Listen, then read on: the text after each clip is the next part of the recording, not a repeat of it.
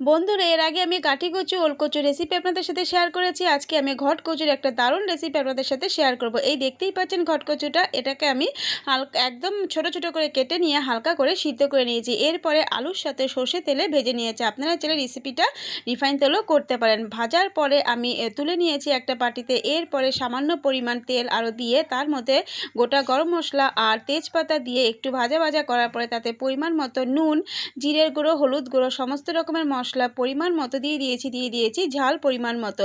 সামান্য পরিমাণ জল দিয়ে আমি মশলাটাকে ভালো মতো কষিয়ে নিয়েছি। মশলাটা কষে আসার পর তার থেকে তেল বেরিয়ে আসার পর আগে থেকে ভেজে রাখা আলু আর কচুটাকে দিয়ে সামান্য নাড়াচাড়া করার পরে আমি এর মধ্যে পরিমাণ মতো জল দিয়ে ভালো মতো রান্না করে নিয়েছি। কচুটাকে প্রায় রান্না 5 মিনিটের মতো করেছি লো ফ্লেমে। নামানোর আগে দিয়ে দিয়েছি 1 চামচ ঘি আর দিয়ে দিয়েছি কেশরি মেথি। কেশরি মেথি দিলে কিন্তু দারুণ একটা গন্ধ আসে। তাহলে বন্ধুরা, কেমন